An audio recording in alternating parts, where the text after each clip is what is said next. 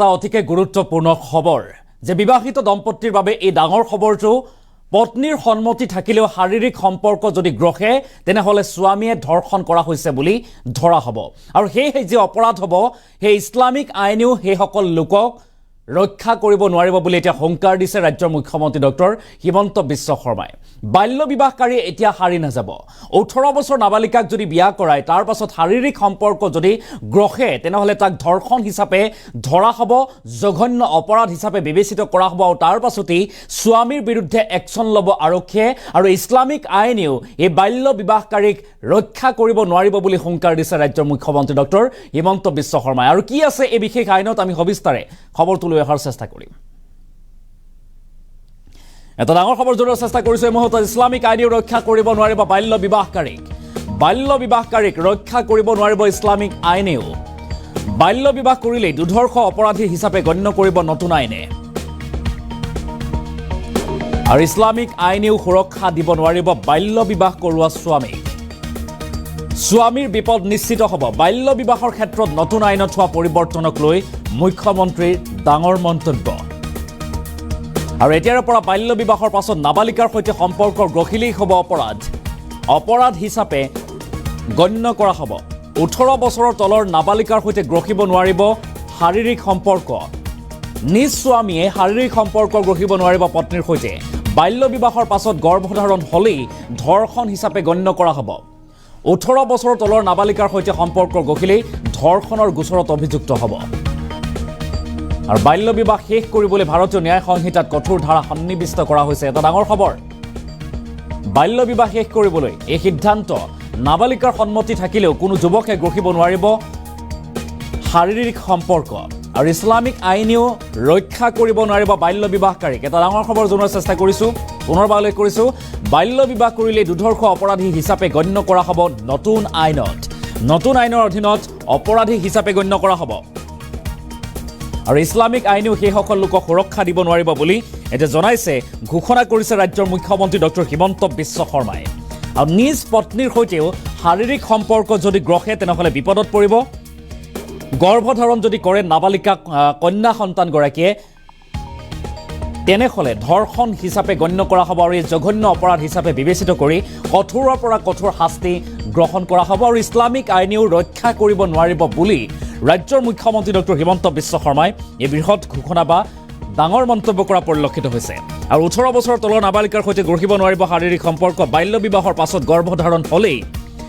ধৰ্ষণ হিচাপে গণ্য কৰা হ'ব বুলি উল্লেখ কৰিছে আৰু 18 বছৰ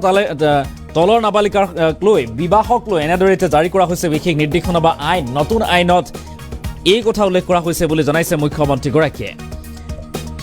বাল্য বিবাহ শেষ কৰিবলৈ ভাৰতীয় ন্যায় সংহিতাত কঠোৰ ধাৰা সন্নিৱিষ্ট কৰা হৈছে নাবালিকাৰ সন্মতি থাকিলেও কোনো যুৱকে গ্ৰহিব নোৱাৰিব এতিয়াৰ পৰা শাৰীৰিক সম্পৰ্ক আৰু ইছলামিক আইনেও ৰক্ষা কৰিব নোৱাৰিব বাল্য বিবাহকাৰীক বাল্য বিবাহ কৰিলে দুধৰ্ষ অপৰাধী হিচাপে গণ্য কৰা হ'ব নতুন আইনত আৰু ইছলামিক আইনেও সুৰক্ষা দিব নোৱাৰিব বাল্য বিবাহ কৰোৱা স্বামীক আৰু বাল্য বিবাহৰ ক্ষেত্ৰত নতুন আইনত হোৱাৰ পৰিৱৰ্তনক লৈ মুখ্যমন্ত্ৰী ডাঙৰ মন্তব্য মুখ্যমন্ত্ৰীগৰাকীয়ে এই সন্দৰ্ভত কি কৈছে যি সময়ত দেখিবলৈ পোৱা গৈছে ৰাজ্যত বাল্য বিবাহ বিৰোধী অভিযান চলাইছে বহু বিবাহ বিৰোধী অভিযান পূৰ্বৰ পৰাই ৰাজ্যৰ মুখ্যমন্ত্ৰীগৰাকীয়ে কঠোৰৰ পৰা কঠোৰ ব্যৱস্থা গ্ৰহণ কৰি আহিছে আৰু এই নতুন আইনতো ভাৰতীয় ন্যায় সংহিতাতো এই বাল্য বিবাহক লৈ নতুন ধাৰা সন্নিৱিষ্ট কৰা হৈছে আৰু এই সন্দৰ্ভত ৰাজ্যৰ মুখ্যমন্ত্ৰী ডক্টৰ হিমন্ত বিশ্ব শৰ্মাই কি কৈছে আমি সেই মন্তব্য আগবঢ়োৱাৰ চেষ্টা কৰিম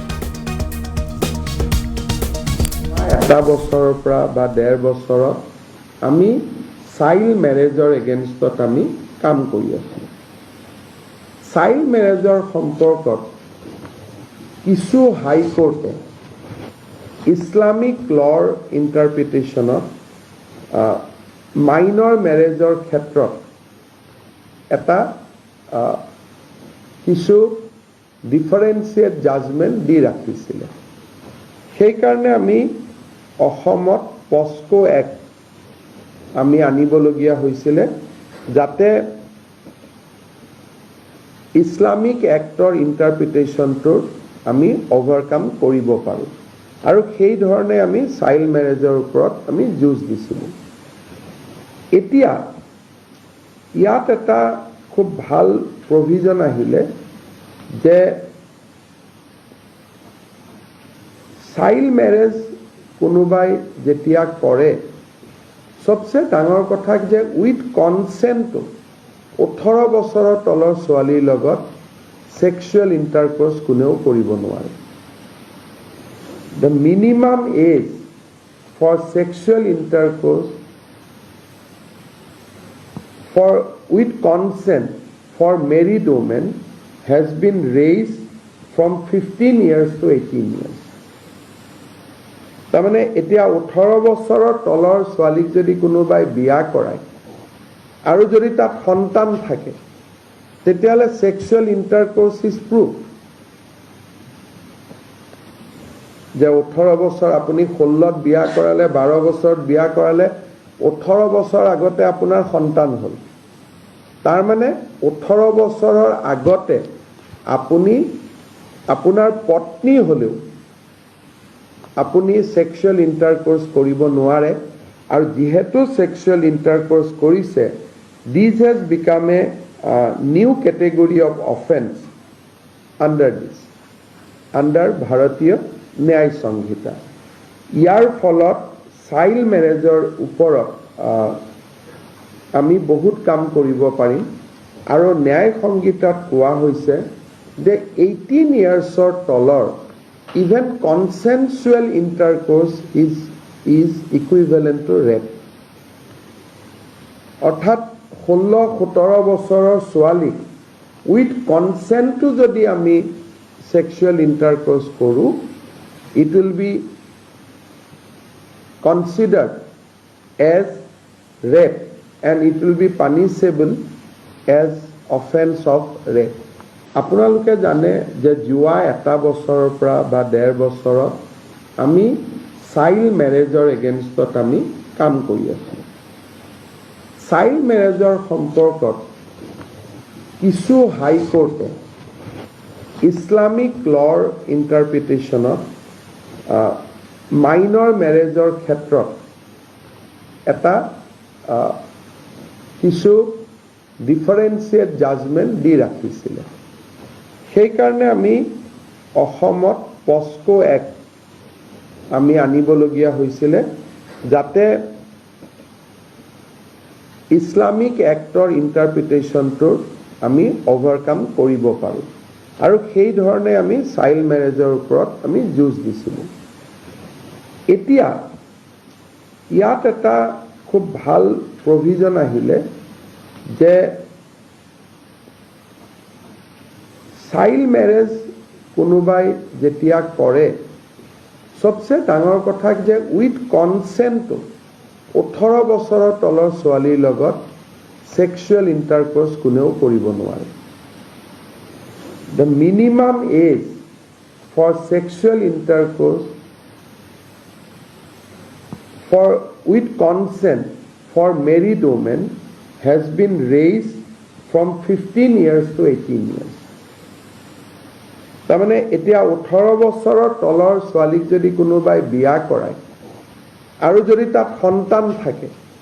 তেতিয়াহ'লে সেক্সুৱেল ইণ্টাৰকোৰ্স ইজ প্ৰুফ। যে 18 বছৰ আপুনি 16ত বিয়া কৰালে, 12 বছৰত বিয়া কৰালে, 18 বছৰ আগতে আপোনাৰ সন্তান হ'ল। তাৰ মানে 18 বছৰৰ আগতে আপুনি আপোনাৰ পত্নী হ'লেও আপুনি সেক্সুৱেল ইণ্টাৰকোৰ্স কৰিব নোৱাৰে। আৰু যেহেতু সেক্সুৱেল ইণ্টাৰকোৰ্স কৰিছে, this has become a new category of offence under Bharatiya Nyaya সংহিতা। ইয়াৰ ফলত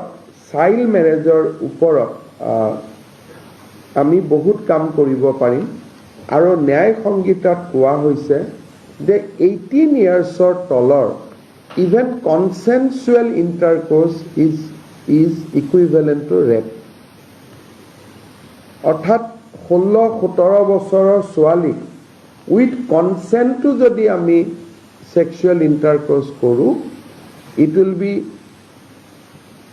considered as rape and it will be punishable as offense of rape. আপোনালোকে জানে যে যোৱা 1 বছৰৰ পৰা বা 1.5 বছৰত আমি চাইল্ড মেৰেজৰ এগেইনষ্টত আমি কাম কৰি আছে। চাইল্ড মেৰেজৰ সম্পৰ্কত কিছু হাইকোৰ্টে ইছলামিক লৰ ইণ্টাৰপ্ৰিটেশ্যনত মাইনৰ মেৰেজৰ ক্ষেত্ৰত এটা কিছু ডিফাৰেঞ্চিয়েট জাজমেণ্ট দি ৰাখিছিলে। সেইকাৰণে আমি অসমত পস্কো এক্ট আমি আনিবলগীয়া হৈছিলে, যাতে ইছলামিক এক্টৰ ইণ্টাৰপ্ৰিটেশ্যনটোৰ আমি অভাৰকাম কৰিব পাৰোঁ, আৰু সেই ধৰণে আমি চাইল্ড মেৰেজৰ ওপৰত আমি যুঁজ দিছিলোঁ। এতিয়া ইয়াত এটা খুব ভাল প্ৰভিজন আহিলে যে চাইল্ড মেৰেজ কোনোবাই যেতিয়া কৰে, সবচে ডাঙৰ কথা যে উইথ কনচেণ্টটো 18 বছৰৰ তলৰ ছোৱালীৰ লগত সেক্সুৱেল ইণ্টাৰকোৰ্স কোনেও কৰিব নোৱাৰে। The minimum age for sexual intercourse with consent for married women has been raised from 15 years to 18 years. তাৰমানে এতিয়া 18 বছৰৰ তলৰ ছোৱালীক যদি কোনোবাই বিয়া কৰায় আৰু যদি তাত সন্তান থাকে,